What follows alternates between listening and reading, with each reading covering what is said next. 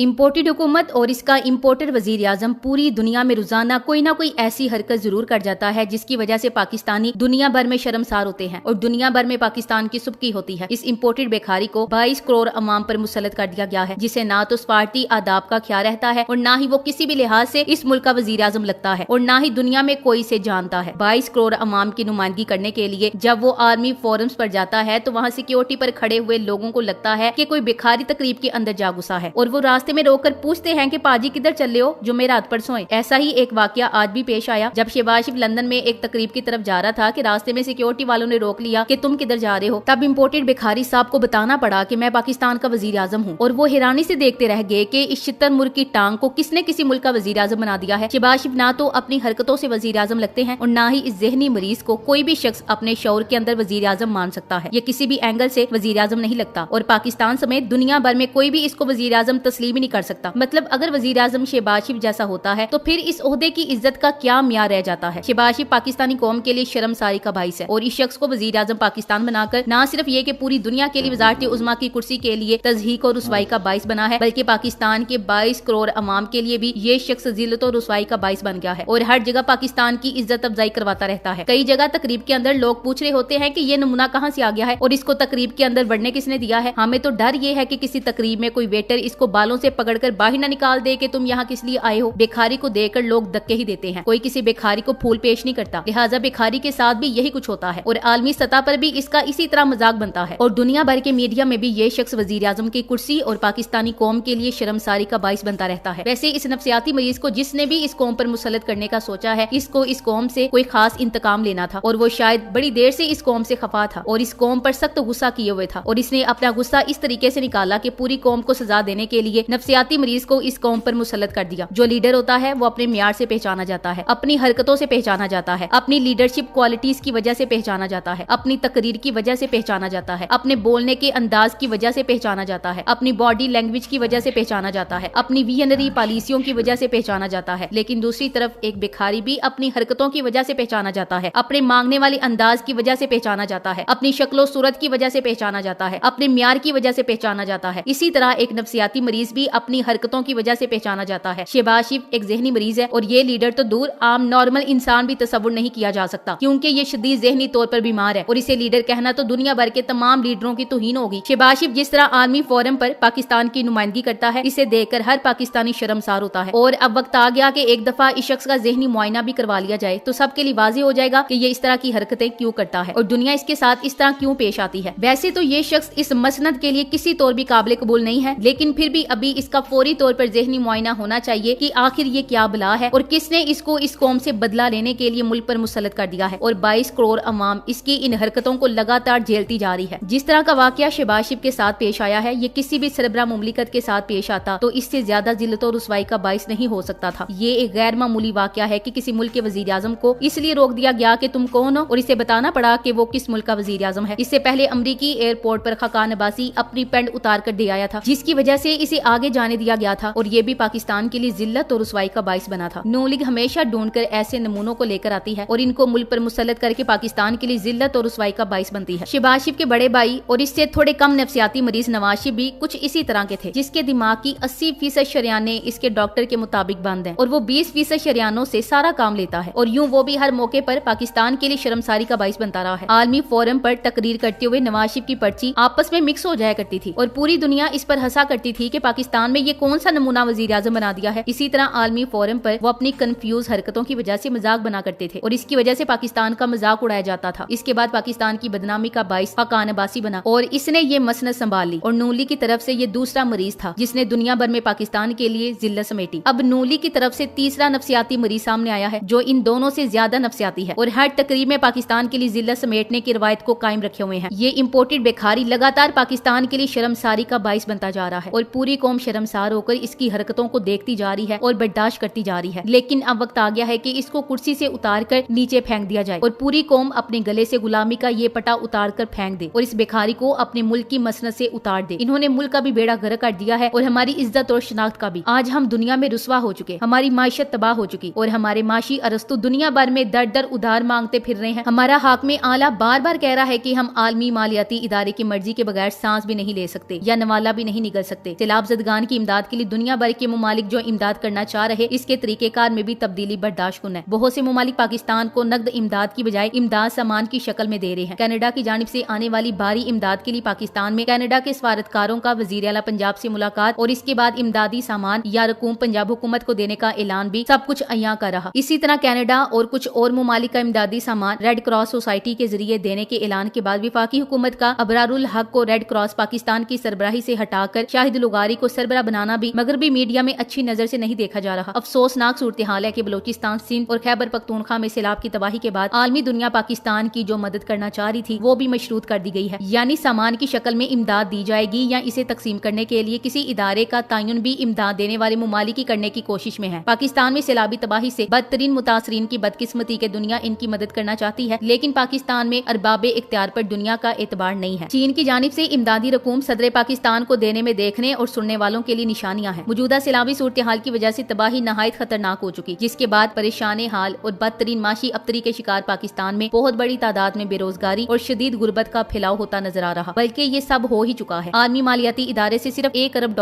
کے لیے ان کی عوام کا شرائط ماننے کے بعد جب وزیر خزانہ اور حکومت وقت کے وزیر اعظم ببانگے دوہل خوشی کے شادیانے بجا رہے ہوں تو اس ملک کے مستقبل کے معاشی حالات کیسے ہوں گے، اس کا اندازہ ایک عام آدمی بھی آسانی سے لگا سکتا ہے۔ بیرون ملک پاکستانی جن کی قانونی تعداد 1 کروڑ کے قریب ہے، جبکہ اس سے 2 گنا افراد غیر قانونی طور پر بیرون ملک مقیم ہے۔ پاکستان میں ہر سال بیرون ملک پاکستانیوں کے بھیجے اربوں ڈالر ہماری معیشت کی ریڑھ کی ہڈی کی مانند ہے، لیکن موجودہ حکومت نے اقتدار میں آتے ہی ان کو تحریک انصاف حکومت کی جانب سے دیا جانے والا ووٹ کے حق ختم کر کے دراصل بہت بڑی ملک دشمنی کی۔ اس ووٹ کے حق کو ختم کرنے کی دراصل 2 وجوہات تھیں۔ پہلی وجہ یہ تھی کہ اگر بیرون ملک پاکستانیوں کو ووٹ کا حق تسلیم کر لیا جاتا تو ان ووٹوں کی 90% تعداد روایتی سیاسی جماعتوں پی پی اور نون لیگ وغیرہ کے خلاف اور تحریک انصاف کے حمایتی ہیں۔ دوسری اور بڑی وجہ انتخابات میں ممکنہ دھاندلی ہے۔ بیرون ملک پاکستانیوں کو ووٹ کا حق ای وی ایم کے ذریعے دیا گیا تھا، اور اگر اس طریقے کار کے ذریعے ووٹ ڈالا جائے تو دھاندلی کے امکانات بہت ہی کم ہو جاتے ہیں۔ شاید اسی لیے الیکشن کمیشن اور پاکستان اور اتحادی جماعتیں اس طریقہ کار کے خلاف تھیں کہ 1970 کے بعد تمام انتخابات میں عوام کا مینڈیٹ چوری کیا گیا، اور میاں نواز شریف بالخصوص خوش قسمت سیاستدان ہیں کہ 1988 اور اس کے بعد ہونے والے تقریباً ہر انتخاب میں ہونے والی انتخابی دھاندلی کا فائدہ ہمیشہ انہیں ہوا۔ آج پاکستان میں سیلاب میں جو تباہی مچی ہے، اس کے تناظر میں بیرون ملک رہنے والے محب وطن پاکستانی موجودہ حکومت کو کسی بھی قسم کی امداد بھیجنے سے سخت گریزاں ہیں۔ وجہ ان حکمرانوں پر کرپشن کے کیسز اور اوورسیز پاکستانیوں کو اپنے مفاد کے لیے ووٹ کے حق سے محروم کرنا ہے۔ کسی بھی سیاسی جماعت کی حمایت یا مخالفت کیے بغیر آج اس امر کا کھوج لگانا ضروری ہے کہ پاکستان میں انتخابی اصلاحات کا کون دشمن ہے اور کون نہیں چاہتا کہ عوامی مینڈیٹ کو عزت نہ دی جائے۔ جس ملک میں عوام کی مرضی کو اپنے مفادات کے لیے روندا جائے، وہاں کی افراتفری اور عدم استحکام پریشان کن ہوا کرتا ہے۔ بدقسمتی سے پاکستان کو اب ایسی ہی صورتحال کا سامنا ہے، لیکن 1984 سے ڈونگ ریفرینڈم سے شروع ہونے والا ڈرامہ جس میں عوامی مینڈیٹ چرانے کا سلسلہ شروع ہوا تھا، اس نے تقریباً 38 سال اس ملک پاک کے مینڈیٹ پر قبضہ کیے رکھا، لیکن جولائی میں پنجاب میں ہونے والی ضمنی انتخابات میں اس مینڈیٹ چوری کی کوشش کو عوام نے انتخابات میں بھرپور شرکت کر کے اور پولنگ اسٹیشنوں پر پہرا دے کر بری طرح ناکام بنا دیا۔ Thanks for watching. اللہ